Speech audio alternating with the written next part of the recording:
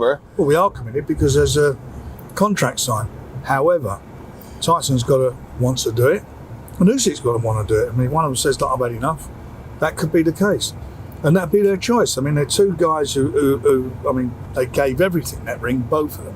But Usyk doesn't have the option to say he doesn't want to do it. Well, he can. He's a champion. He can say I'm retiring. I'm not saying he would, but he has an option, doesn't he? But like you said, there is a contract, and if Tyson activates, unless Usyk retires, which seems unlikely, then it's going to happen. So what's the hesitation for Tyson to say, well, yeah, we get it on again? He did immediately say that in the ring, but I told him, I said, wait, you've been away from your family since last December, 2 back-to-back training camps, no fight in between. You know, it's a long time to be away from your family. You haven't got to make any decisions about anything. It's contracted. And if you want to go through it, you go through with it. But you know, who's anybody to question Tyson what he should be doing? That's his choice.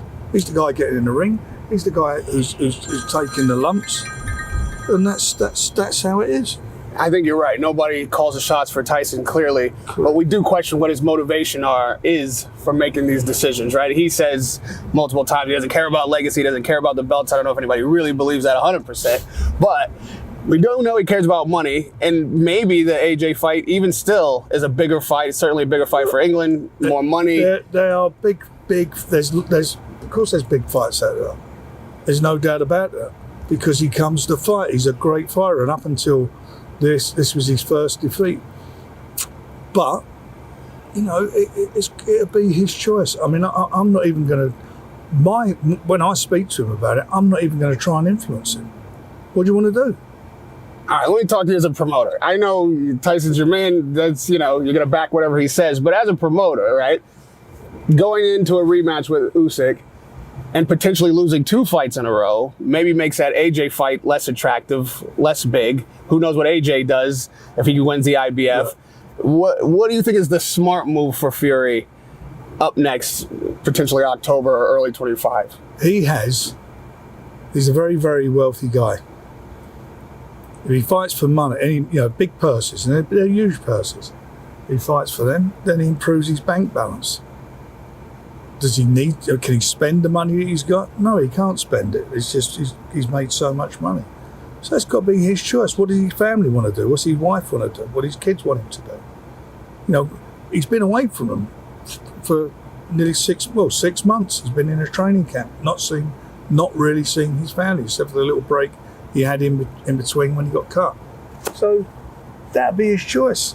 And I don't think he'd even weigh it up like that. At the end of the day with Tyson, he either want to fight or he doesn't want to fight. What I said to him is, if you're going to retire, don't retire and then say you want to come back in a month's time, which he does sometimes, which he's done a couple of times.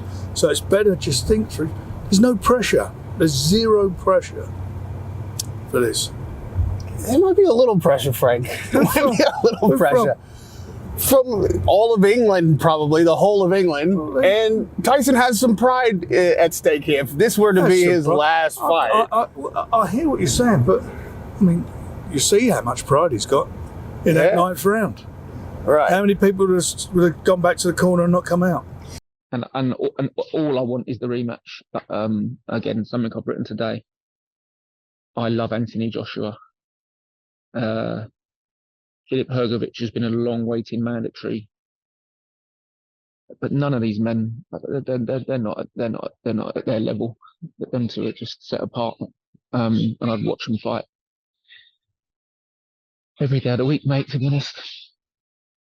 First of all, is there a rematch? Is the rematch going to happen? I wouldn't be surprised if it doesn't happen. I wouldn't be surprised at all.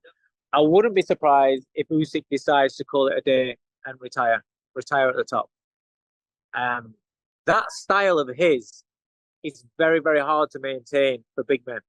When he was at cruiserweight, you look at the engine, look at what he's doing, thinking, wow, how does a big man do that? Keep and move.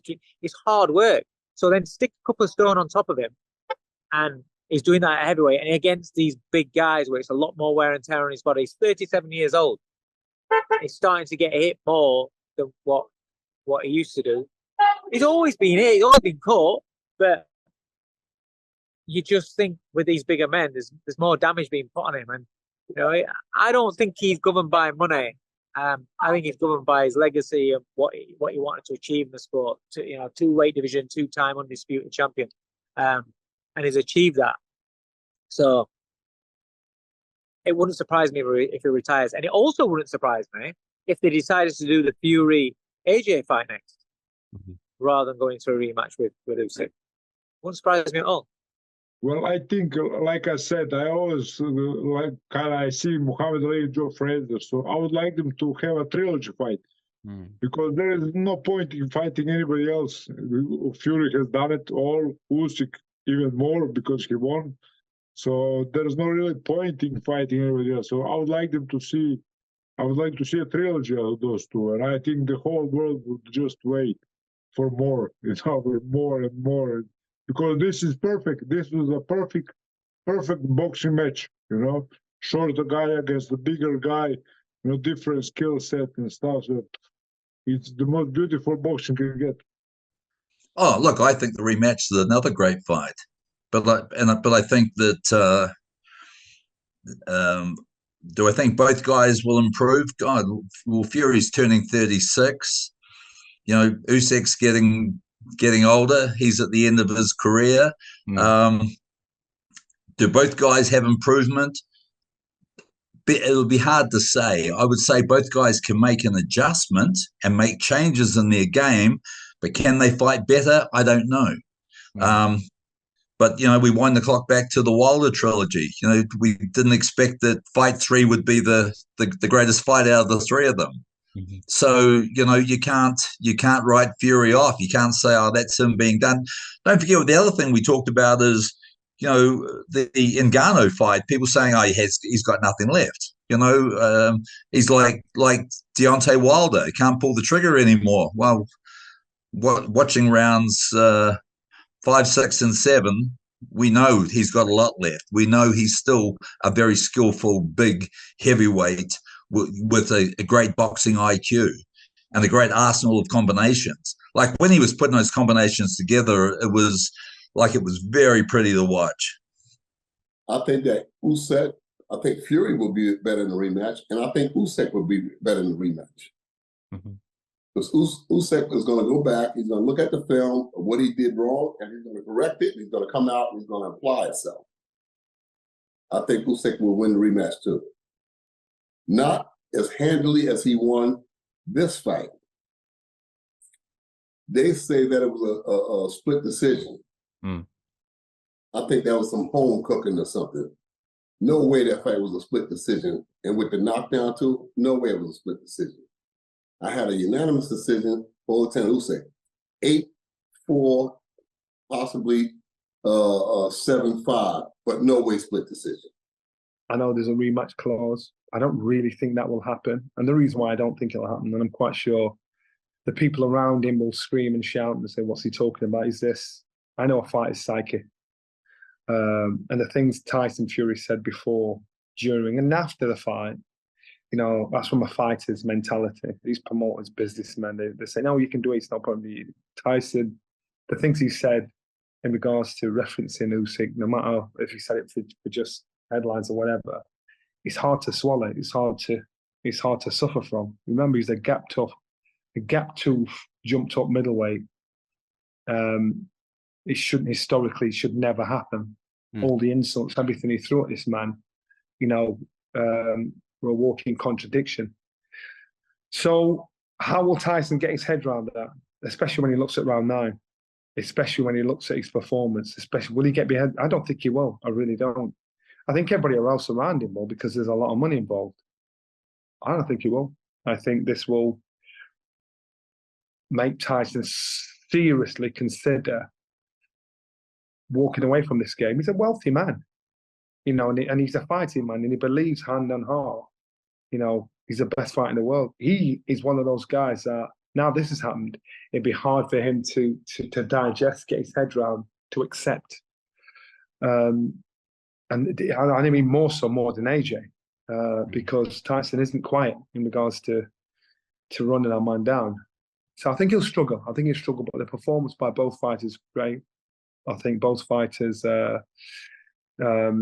lived up to every single expectation. And it was an excellent fight, and the best man won. Well, I don't think about boxing now, please, because I say my start was